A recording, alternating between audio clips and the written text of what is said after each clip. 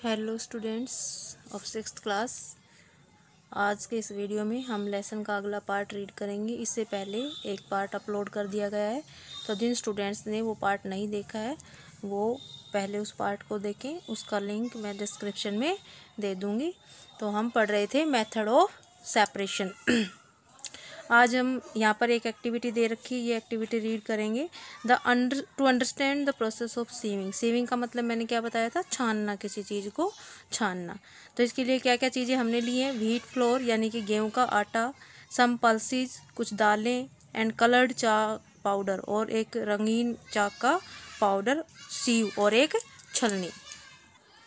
तो क्या करेंगे, पहले take 100 gram of wheat flour, हम 100 ग्राम आटा लेंगे गेहूं का, and mix it with some pulses, और इसको कुछ दालों के साथ मिक्स करेंगे।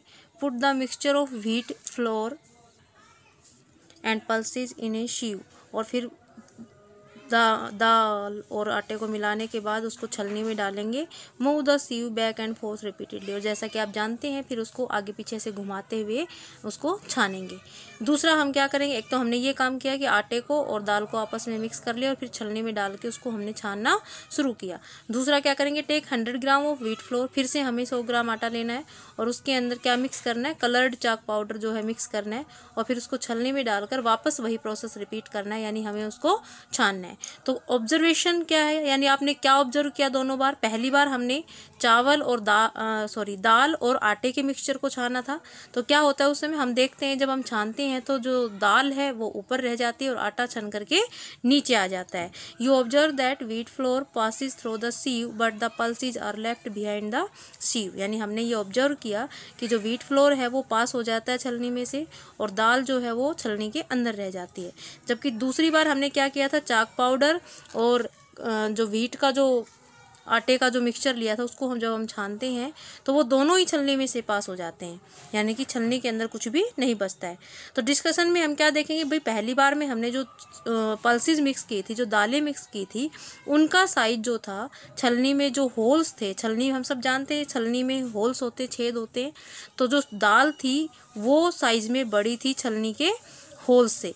तो इस वजह से जो दाल है वो छलनी में से पास नहीं हो सकी और आटा जो कि बारीक था, जिसके पार्टिकल छोटे थे, वो आसानी से पास हो गए। जबकि दूसरा जो केस था उसमें पाउडर यानी कि कलर्ड चाक का पाउडर और आटा दोनों का ही जो साइज़ था वो छोटा था, यानी कि होल से छोटा था, तो वो आसानी से उसमें से पास हो गए। तो इन दोनों चीज़ों से हमने क्या कंक्लूजन निकाला, हमने यही कंक्लूजन निकाला कि सीविंग कैन बी यूज्ड, कि अगर हम सीविंग यानी छानने वाले प्रोसेस को अगर हम यूज़ करते हैं सेपरेट करने के लिए, तो जो उसके मिक्सचर के जो कंपोनेंट हैं वो डिफरेंट साइज़ के होने चाहिए। यानी हमारे पास जो मिक्सचर होगा वो अलग अलग साइज़ का होना चाहिए, यानी उस मिक्सचर में एक कॉन्स्टिट्यूएंट ऐसा होना चाहिए जिसके पार्टिकल का साइज छोटा हो, दूसरा ऐसा होना चाहिए जिसके पार्टिकल का साइज बड़ा हो, यानी छानते वक्त दोनों को हम आसानी से सेपरेट कर सकते। अगला टॉपिक है हमारा separation of insoluble solid from a liquid. Insoluble solid किसको कहेंगे, सॉल्युबल किसको कहेंगे। सॉल्युबल का मतलब होता है डिजोल्व होना, या कोई चीज़ जो है पानी के अंदर घुलना। जैसे नमक है, हम पानी के अंदर आसानी से डिजोल्व कर लेते हैं, तो यानी कि जो सॉल्ट है वो क्या है, सॉल्युबल है। तो देखेंगे इस तरीके के जो मिक्सचर्स होते हैं, यानी जिसमें एक लिक्विड होता है और दूसरा सॉलिड होता है, तो उनको फिर हम कैसे अलग अलग करते हैं। सबसे पहला प्रोसेस है सेडिमेंटेशन एंड डिकेंटेशन। तो क्या होता है इसमें, इनसॉल्युबल सब्सटेंस यानी ऐसे सब्सटेंसेस जो कि घुलते नहीं हैं, जो डिजोल्व नहीं होते हैं, that are heavier than the liquid, और जो पानी से भारी होते हैं, can be separated by sedimentation and decantation. तो ऐसे मिक्सचर में से इन कंपोनेंट्स को अलग करने के लिए जो प्रोसेस हम यूज़ करते हैं वो सेडिमेंटेशन एंड डिकेंटेशन। तो इसके लिए एक छोटी सी एक्टिविटी आगे दी गई है, इसको मैं आपको एक्सप्लेन कर देती हूँ, आप अच्छे से रीड करना। तो क्या करते हैं इसके लिए, to separate the sand and water from a mixture by the sedimentation and decantation. यानी हमारे पास एक मिक्सचर है जिसके अंदर क्या घुला हुआ है, पानी के अंदर क्या घुला हुआ है, सैंड यानी कि रेत घुली हुई है।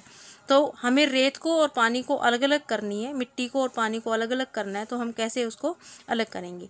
तो क्या मेथड हम यूज़ करेंगे इसके लिए, हमें क्या क्या चीज़ें चाहिए, 2 beakers, some water, some sand and a glass rod. Glass rod क्या होती है, ग्लास रोड होती है जिससे हम डिजोल्व करेंगे। तो क्या मेथड करेंगे, take a mixture of sand and water in a beaker, यानी मिक्सचर और सैंड के यानी कि सैंड और वाटर के मिक्सचर को हम एक beaker, allow the mixture to stand undisturb for some time, यानी हमने रेत को और पानी को आपस में इस तरीके से मिक्स कर लिया है और फिर इस मिक्सचर को बिना डिस्टर्ब किए, बिना हिलाए डुलाए हम इसको ऐसे ही छोड़ देते हैं। फिर क्या होगा उसके बाद, after some time pour the clear water into another beaker gently with the help of a glass rod without disturbing the sediment of sand, यानी हम पानी में मिट्टी को घोल लेते हैं, इस तरीके से घुल जाती है वो, और फिर उसको कुछ देर के लिए हम ऐसे ही छोड़ देते हैं बिना हिलाए उसको। तो फिर हम देखते हैं कि मिट्टी जो है वो नीचे जमा हो जाती है और पानी जो है वो साफ़ हो जाता है, यानी पानी ऊपर और मिट्टी नीचे इकट्ठी हो जाती है। तो इस प्रोसेस को बोलते हैं सेडिमेंटेशन। सेडिमेंटेशन मतलब ये जो मिट्टी थी ये इनसोल्यूबल थी, पानी में घुलती नहीं है मिट्टी, तो फिर ये धीरे धीरे करके नीचे जमा हो जाती है और इसको नीचे जमा होने वाला जो प्रोसेस है इसी को हम क्या बोलते हैं, सेडिमेंटेशन। यानी कि जो सैंड थी वो सेडिमेंट हो गई है नीचे और ऊपर का पानी क्लियर हो गया है, यानी पानी और मिट्टी जो है अब यहाँ पर अलग अलग हो गई है। तो यानी कि इतना करने के बाद हमने क्या ऑब्जर्व किया, यही ऑब्जर्व किया कि भाई जो मिट्टी थी, जो सैंड था, वो हैवी पार्टिकल्स थे उसके, तो वो नीचे आके जमा हो गया और पानी ऊपर रह गया। This layer of sand is called sediment, और इस लेयर को हम क्या बोलते हैं, sediment. When the sand settle down clear water remains above the layer of sand, और जब मिट्टी सेडिमेंट हो जाती है तो फिर ऊपर जो है पानी वो कैसा रह जाता है, क्लियर रह जाता है। इसके बाद नेक्स्ट प्रोसेस क्या करेंगे, when all the clear water has been poured out मतलब डालना। अब इस बीकर को हमने जरा सा टेढ़ा किया और धीरे धीरे करके ऊपर का बिल्कुल जो क्लियर वाटर था उसको धीरे धीरे करके दूसरे बीकर में ट्रांसफ़र कर लिया। Sand is left at the bottom of the beaker, और यानी कि इसमें से हमने ऊपर के पानी को इस तरीके से धीरे धीरे करके दूसरे बीकर में ट्रांसफ़र कर लिया। तो अब इस बीकर में नीचे क्या बच गई, सिर्फ यहाँ पर सिर्फ क्या बच गई, सैंड बच गई।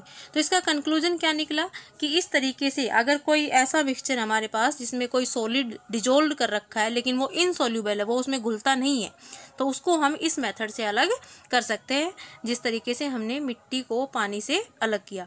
In this way A mixture of sand and water can be separated into sand and clear water first by sedimentation, यानी इसमें पहला प्रोसेस हमने क्या अपनाया, सेडिमेंटेशन, यानी उसको बिना हिलाए छोड़ दिया तो मिट्टी अलग से जमा हो गई, पानी अलग से क्लियर हो गया।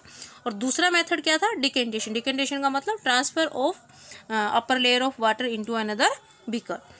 तो इस प्रोसेस को हम सेडिमेंटेशन और डिकेंटेशन बोलते हैं। आगे, the process of settling down of heavier insoluble particles of bottom of a liquid is called sedimentation. यहाँ से सेडिमेंटेशन की डेफिनेशन आ गई है कि ऐसा प्रोसेस जिसमें हैवी पार्टिकल वाला इनसॉल्यूबल जो मटेरियल होता है वो सेटलिंग डाउन हो जाता है, नीचे जमा हो जाता है बॉटम में, तो इस प्रोसेस को सेडिमेंटेशन कहेंगे। The heavier insoluble particle that settle down at the bottom of the liquid is called sediment, और जो भी हैवी इनसॉल्यूबल सब्सटेंस नीचे जमा होगा उसे हम सेडिमेंट कहेंगे और इस प्रोसेस को हम सेडिमेंटेशन कहेंगे।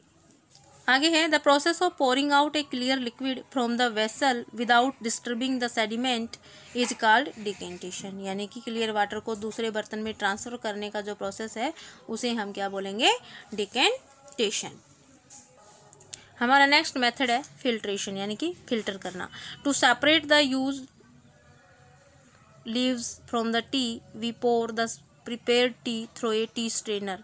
टी स्ट्रेनर मतलब क्या होती है, चाय की छलनी, यानी कि हम चाय में से चाय की पत्ती को अलग करने के लिए उसको एक चाय वाली छलनी में से उसको फिल्टर कर लेते हैं, छान लेते हैं। The tea strainer has a wire mesh, जो छलनी होती है उसके अंदर एक लोहे की जाली लगी होती है, तारों वाली जाली लगी होती है, मैश मतलब जाली लगी होती है। This wire mesh work as a filter, और वो जाली फिर किसका काम करती है, फिल्टर का काम करती है। यानी जब हम उसमें से चाय को डालते हैं तो चाय जो टी लीव्स होती हैं वो ऊपर रह जाती हैं और चाय जो है वो नीचे बर्तन में चली जाती है। The liquid T passes through the small holes of the tea strainer and collect in the cup capped blow, यानी जब हम छानते हैं तो चाय की छलनी में से जब चाय डालते हैं तो चाय तो कप में चली जाती है और उसमें जो पत्ती होती है, चाय की जो लीव्स होती हैं, टी लीव्स, वो छलनी में ही रह जाती हैं। The used tea leaves do not pass through the tea strainer and are left in the tea strainer. यानी कि जो चाय की पत्तियां थी, जो टी लीव्स थी, वो छलनी में से पास नहीं हो सकती, इसलिए वो छलनी में ही रह जाती हैं, और चाय पास हो जाती है तो वो कप में चली जाती है। और इस पूरे प्रोसेस को हम बोलते हैं फिल्ट्रेशन। तो क्या प्रोसेस था ये? The process of separating insoluble substance from a liquid using filter is called filtration. तो पहला तरीका तो हमने ये वाला देखा था, सेडिमेंटेशन, और इसमें भी हमने इनसॉल्युबल सब्सटेंस को अलग किया था। लेकिन यहाँ पर हम इनसॉल्युबल सब्सटेंस को लिक्विड में से फिल्टर की हेल्प से भी कर सकते हैं, यानी कि फिल्टर को यूज करके भी कर सकते हैं। The tea strainer can not be use to separate mud from water. अब यही मेथड हम यहाँ पर यूज नहीं कर सकते हैं। क्यों? The particles of mud are too small. क्योंकि जब हमने चाय को छाना था, चाय को फिल्टर किया था, तो चाय की जो पत्तियां हैं, जो टी लीव्स हैं, उनका साइज बड़ा था, तो वो छलनी में रुक गए, छलनी में से पास नहीं हुए। लेकिन अगर हम इस सैंड वाटर को छलनी में से छानेंगे तो फिर ये सैंड भी साथ में छलनी में से पास हो जाएगी। इसलिए हमने यहाँ पर फिल्टर करने वाला मेथड यूज़ नहीं किया। तो ये हमें चूज करना है, हमारे पास किस तरीके का मिक्सचर है और हमें उसको सेपरेट करने के लिए कौन सा मेथड अपनाना होगा, कौन सा मेथड उसके लिए सही रहेगा। For this we need a fine filter such as filter paper. अगर हम इसको भी छानना चाहें तो इसके लिए हमें एक स्पेशल पेपर की ज़रूरत पड़ेगी, जिसको हम फिल्टर पेपर बोलते हैं। एक फिल्टर पेपर जो होता है एक स्पेशल टाइप का पेपर होता है, जिसके अंदर बहुत ही छोटे छोटे होल्स होते हैं, जो कि दिखाई भी नहीं देते हैं। The holes of filter paper are too small, they can not be seen with naked eyes. यानी अगर हम ऐसे ही उसको डायरेक्ट देखना चाहें तो फिर हम पेपर में से होल्स को नहीं देख सकते, जबकि उसमें बहुत सारे होल्स होते हैं। तो ये स्पेशल टाइप का पेपर होता है जो कि फिल्टर करने के काम में लिया जाता है।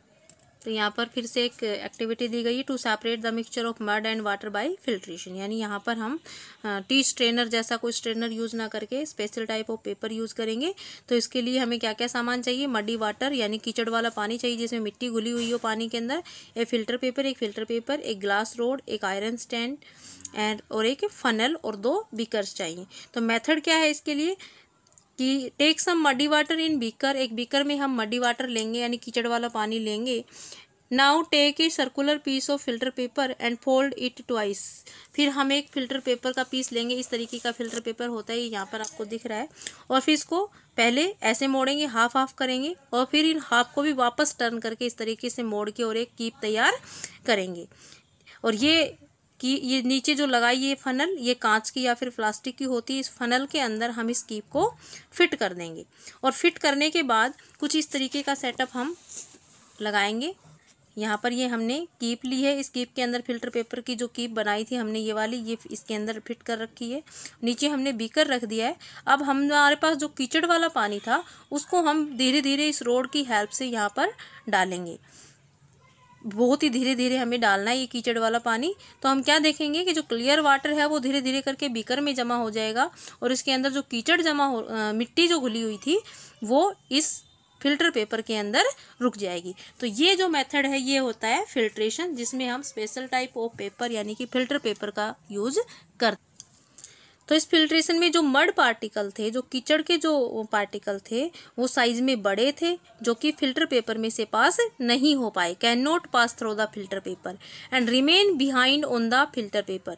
यानी जो मिट्टी थी उसमें घुली हुई वो फिल्टर पेपर पर ही रह गई, और इसको हम क्या बोलते हैं? रेजिड्यू। ध्यान रखेंगे आप लोग, यानी फिल्टर पेपर के ऊपर जो मिट्टी बची छानने के बाद उसे हम बोलेंगे रेजिड्यू, और जो पानी नीचे आकर के बीकर में इकट्ठा हो गया उसे हम बोलते हैं फिल्ट्रेट। तो यहाँ पर 2 टर्म हमारे सामने आई, यानी छानने के बाद जो साफ पानी बीकर में इकट्ठा हुआ उसे हम बोलेंगे फिल्ट्रेट, और जो मिट्टी फिल्टर पेपर पर मिली, हमें कीप में जो मिली, उसे हम बोलेंगे रेजिड्यू। तो इसका कंक्लूजन यही निकला कि मड और वाटर के मिक्सचर को हम फिल्ट्रेशन वाले मेथड से भी सेपरेट आउट कर सकते हैं। अगला टॉपिक हमारा यूज इन एवरीडे लाइफ, यानी इन मेथड्स का जो हमने पढ़े हैं हमारी डेली लाइफ में क्या यूज है इनका। तो सबसे पहला use, fruit and vegetable juice are usually filter before drinking to separate the seed and pulp. हम घर में या शॉप पे जहाँ पर भी जूस बनाते हैं तो उसके अंदर जो सीड्स होते हैं, उसके जो फाइबर्स होते हैं, जो पल्प होता है, उसको अलग करने के लिए हम फिल्टर वाला मेथड यूज़ करते हैं कि या उसको एक स्ट्रेनर में से छान के फिर हम उसको यूज़ करते हैं। For making paneer A few drops of lemon juice are added to the boiling milk. It forms a mixture consist of particles of solid paneer and a liquid. जब हम पनीर बनाते हैं तो हम उबले हुए दूध में नींबू की कुछ बूंदें डाल देते हैं, नींबू के रस की, तो फिर जो पनीर बनता है उसमें पनीर एक इनसोल्यूबल सब्सटेंस के रूप में आ जाता है और साथ में कुछ पानी यानी कोई लिक्विड की फॉर्मेशन भी होती है। फिर हम उस पनीर को उस पानी में से कैसे सेपरेट करते हैं? बाय फिल्ट्रेशन, यानी हम उसको एक कपड़े में से छान लेते हैं जिससे पनीर और वो पानी जो है वो अलग अलग हो जाता है। तो ये था फिल्ट्रेशन का दूसरा यूज। तीसरा, जो पानी हमें टैप्स में से मिलता है, जो नल में से मिलता है, can be made absolutely safe for drinking by using an electric ultra violet water filter. यानी घर में हम जो आरओ लगाते हैं उसका काम भी क्या है कि नल में से जो पानी आ रहा है उसको फिल्टर करना और उसको पीने के लिए सेफ बनाना। नीचे यहाँ पर डू यू नो में दे रखा है आपके लिए नॉलेज के लिए, different types of RO. RO तो आपने बहुत सुना होगा। आरओ का मतलब क्या होता है? Reverse osmosis filter are available in the market which are used for filtration of water for drinking. It consists of semi permeable membrane having the pores in it. यानी कि इनके अंदर छोटी छोटी membranes बनी हुई होती हैं जिनके अंदर बहुत ही छोटे छोटे pores होते हैं और इन pores में से सिर्फ पानी पास हो सकता है, बाकी कोई impurity नहीं जाएगी और इस तरीके से ये उस पानी को छान करके प्योर बना देते हैं, पीने लायक बना देते हैं। अगला हमारा है सेपरेशन ऑफ, अभी तो हमने पढ़ा था soluble substances, sorry insoluble substances को कैसे अलग करेंगे। अगला हमारा टॉपिक है अगला हमारा टॉपिक है सोल्यूबल सॉलिड्स को हम कैसे अलग करेंगे किसी भी मिक्सचर में से। तो सोल्यूबल मतलब जो घुल जाए, जो किसी भी लिक्विड में, या जैसे हम सॉल्ट और वाटर की बात करें तो सॉल्ट जो है वो आसानी से डिजोल्व हो जाता है, घुल जाता है पानी के अंदर। तो इस तरीके के जो मिक्सचर्स होते हैं उनको हम कैसे सेपरेट आउट कर सकते हैं। तो इनके लिए एक जो मेथड है हम यूज़ करते हैं वो है इवापोरेशन। इवापोरेशन का मतलब आप जानते हैं, इवापोरेशन मतलब भाप बनना, वेपोरेशन होना। This method is use to obtain solid substance that dissolve in a liquid. ये मेथड तब यूज़ किया जाता है जब कोई सॉलिड सब्सटेंस किसी लिक्विड में घुला हुआ हो और हमें उस मिक्सचर में से वो सॉलिड सब्सटेंस अलग करना हो। जैसे कि साल्ट की हम बात करें कि साल्ट को जब हम पानी में घोल लेते हैं तो वो क्या बन जाता है? Salt solution. तो जो उसमें जो साल्ट है वो क्या है? सॉलिड मटेरियल हो गया, सॉलिड सब्सटेंस हो गया, और पानी क्या है? लिक्विड। अब साल्ट जो है वो डिजोल्व हो गया है, मिक्सचर बन गया है उसका, साल्ट वाटर बन गया है। तो अब हम उसमें से साल्ट को फिर से अलग करना चाहते हैं, तो कैसे करेंगे? उसके लिए जो मेथड अपनाएंगे वो कौन सा अपनाएंगे? इवापोरेशन। हम सब जानते हैं कि जब हम पानी को गर्म करते हैं तो पानी की जो है भाप बन जाती है, वो वेपर में कन्वर्ट हो जाता है, और जब हम ऐसे मिक्सचर को धीरे धीरे करके हीट करेंगे तो उसमें से पानी जो है वो भाप बन करके वेपर फॉर्म में बाहर निकल जाएगा और नीचे जो बचेगा वो हमारे पास क्या बच जाएगा? साल्ट बचेगा। This process is based on fact that liquid vaporise easily on heating whereas solid do not. तो ये जो प्रोसेस है वो इस बात पर डिपेंड करता है। हम जानते हैं कि जो सारे लिक्विड्स हैं वो वेपोराइज हो जाते हैं, वेपर में कन्वर्ट हो जाते हैं हीट करने पर, जबकि सॉलिड्स वेपर में कन्वर्ट नहीं होते। तो इसी प्रॉपर्टी का हम यहाँ पर यूज करते हैं कि हम साल्ट के सॉल्यूशन को धीरे धीरे करके, ये एक्टिविटी है आप इसको रीड कर लेना, यहाँ पर एक एक्टिविटी है जिसमें साल्ट सॉल्यूशन को हम धीरे धीरे करके हीट करेंगे, और जब हीट करेंगे तो पानी जो है वो धीरे धीरे करके भाप बन के निकल जाएगा और बाद में जो इस बर्तन में बचेगा वो क्या बचेगा? सिर्फ साल्ट बचेगा। तो इस तरीके से हम सोल्यूबल सब्सटेंसेस को अलग कर सकते हैं। तो इसके लिए हमने पहला मेथड देखा, क्या देखा? इवेपोरेशन। तो इवेपोरेशन का मेथड और कहाँ यूज किया जाता है? Sea water. हम सब जानते हैं समुद्र का पानी जो होता है वो बहुत ही साल्टी होता है, उसमें लॉट ऑफ साल्ट यानी बहुत सारा साल्ट घुला हुआ होता है। The process of evaporation use to obtain the salt on large scale from sea water. और इसी मेथड को, इवेपोरेशन वाले मेथड को ही हम यूज करते हैं समुद्र के पानी में से नमक को अलग करने के लिए। इसके लिए क्या किया जाता है? Sea water is trapped in shallow ponds and allowed to stand there.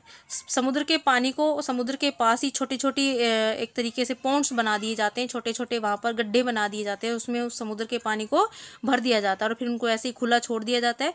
The heat of sun gradually evaporate, यानी कि सनलाइट से जो हीट बनेगी, जो गर्मी बनेगी, सन की जो गर्मी होगी, उससे उन गड्ढों में से जो पानी है वो लगातार इवेपोरेट, और उसके बाद वहाँ पर क्या बचेगा? उन पॉन्ड्स के अंदर छोटे छोटे जो पॉन्ड्स बनाए थे हमने, तो पानी तो धीरे धीरे करके इवापोरेट हो जाएगा, लेकिन पीछे क्या बन जाएगा, solid salt. This mixture of salt is further purified to obtain common salt, और फिर उस साल्ट को हम फैक्ट्रीज में भेज करके प्योर बना लेते हैं, उसको शुद्ध कर लेते हैं और यूजेबल फॉर्म में कन्वर्ट कर लेते हैं। तो इस तरीके से हम सी वाटर से साल्ट प्रिपेयर करते हैं by the method of evaporation.